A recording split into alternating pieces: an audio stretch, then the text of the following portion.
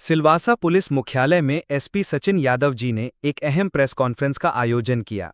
इस दौरान उन्होंने बढ़ते साइबर क्राइम और ऑनलाइन फ्रॉड से बचाव को लेकर जरूरी जानकारी साझा की।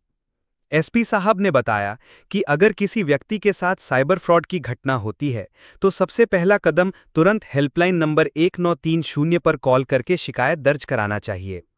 इसके बाद पीड़ित को cybercrime.gov.in वेबसाइट पर जाकर अपनी पूरी शिकायत ऑनलाइन दर्ज करनी चाहिए।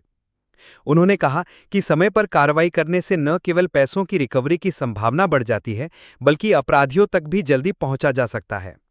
प्रेस कॉन्फ्रेंस में एसपी सचिन यादव जी ने जनता से अपील की कि किसी भी अनजान लिंक, कॉल या मैसेज पर भरोसा न करें। साथ ही बैंक डिटेल्स, ओटीपी या पर्सनल जानकारी किसी के साथ भी साझा न करें। इसके अलावा उन्होंने बताया कि साइबर अपराध से जुड़ी कई घटनाओं में लोग जानकारी की कमी की वजह से समय पर शिकायत दर्ज नहीं कर पाते। ऐसे में आम नागरिकों को जागरूक रहना बेहद जरूरी है। अंत में एसपी साहब ने कहा, सावधानी ही सुरक्षा है, जागरूक रहें और साइबर अपराधियों से खुद को बचाएं। देखिए एसपी सचिन यादव जी की ये पूरी प्रेस कॉन्फ्रेंस, जिसमें उन्होंने विस्तार से बताया कि कैसे साइबर अपराध से बचा जा सकता है। Good evening to all of you. आज आपके माध्यम से एक बहुत ही गंभीर सूचना और इम्पोर्टेंट सूचना मैं शेयर करना चाहता हूँ रिगार्डिंग साइबर क्राइम। फ्रीज करवा देते हैं एंड वो आपको पैसा वापस मिल जाता है। उसके बाद जो जांच है वो दूसरा इशू है। तो आपको क्या करना है कि जब कभी भी आपके पास कोई भी साइबर फ्रॉड आपके साथ हो जाता है तो एक 1930 एक हेल्पलाइन नंबर है जो कि I4C ने जारी किया है। 1930 आपको उस पर कॉल करना है।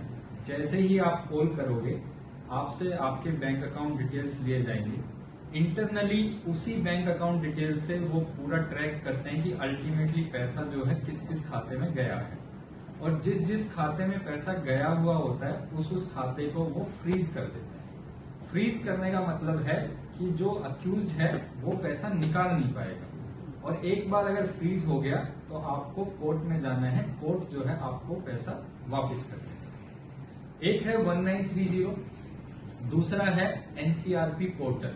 एनसीआरपी पोर्टल उसकी वेबसाइट है cybercrime.gov.in।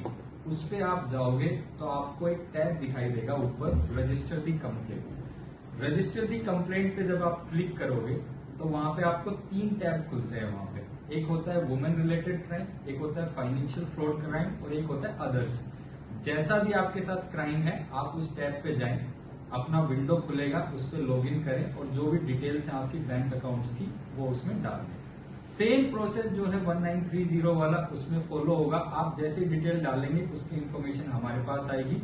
जिस जिस खाते में पैसा गया है उसको हम फ्रीज करवा दें। ये दोनों मेथड सबसे इफेक्टिव है आज के दिन साइबर क्राइम में।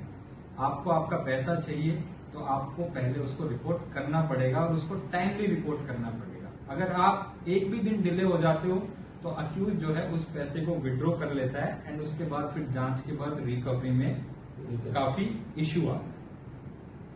इन सारी इंफॉर्मेशन में जो एक कैच है सबसे बड़ा, वो मैं आपको बताता हूँ। जब हम खाता फ्रीज करते हैं तो उस खाते के अंदर बाकी जगह से भी पैसा आया हुआ होता है। तो जब आप कोर्ट के पास जाते हैं, आप रिपोर्ट नहीं करोगे, कोर्ट के पास नहीं जाओगे, तो उसमें first come first basis principle court follow करता है। अगर दूसरा विक्टिम आपसे पहले चला गया तो पैसा उसको मिल जाएगा, आपको नहीं मिलेगा।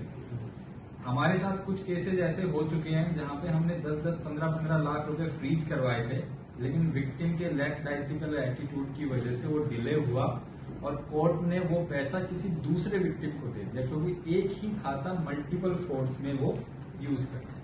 तो इस चीज का ध्यान रखें। साइबर फ्रॉड हुआ 1930 पे कॉल करना है या एनसीआरपी पोर्टल पे जाना है। अगर आपको अवेयरनेस नहीं है, यहाँ पे हमारी साइबर सेल बनी हुई है, आप कंप्लेंट लेके आइए, आपकी कंप्लेंट हम खुद डलवाएंगे। ठीक है। अब बात करते हैं जो दूसरी एपीके फाइल में जो है, एक एपीके फाइल जो कि बेसिकली एक मालवेयर होता है, वो आपको भेजते हैं व्हाट्सएप के थ्रू, इंस्टाग्राम के थ्रू या कैसे भी। और बंदा उस पर क्लिक करता है, क्लिक करते ही फोन का एक्सेस जो है किसी थर्ड पार्टी के पास चला जाता है, जो आपका ओटीपी वगैरह सब कुछ रीड कर पाता है, उसके बाद फ्रॉड होता है। मैक्सिमम जो फ्रॉड एप्लीकेशन मेरे पास रिसीव हो रही है वो एपीके फाइल वाली हैं, जिसमें एपीके आरटीओ चलान, एपीके किसान, एपीके पीएम किसान और दूसरी एचडीएफसी, एक्सिस बैंक वगैरह की एपीके आती हैं। आपका क्रेडिट कार्ड अपडेट करना है या कुछ और अपडेट करना है, तो मेरी आपसे रिक्वेस्ट है कि आप इस पे क्लिक ना करें, तो आप अपने आप को इससे सेव कर पाएंगे। दूसरा है इन्वेस्टमेंट फ्रॉड, कि आपका पैसा डबल हो जाएगा, ट्रिपल हो जाएगा, आप इन दो चीजों से बचें।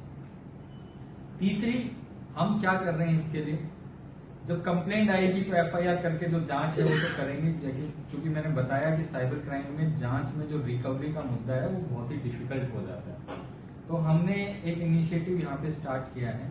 हर महीने के लास्ट फ्राइडे को एज पर I4C गाइडलाइंस हम सारे पुलिस स्टेशन अपने अपने जुरिस्डिक्शन में एक साइबर क्राइम अवेयरनेस प्रोग्राम जो है वो कंडक्ट करवाएंगे, और उसमें मेन फोकस जो है हमारा इसी पे रहेगा कि आप उसमें कंप्लेंट कैसे दें, आप अपनी जो शिकायत है वो हम तक पहुंचाएं कैसे।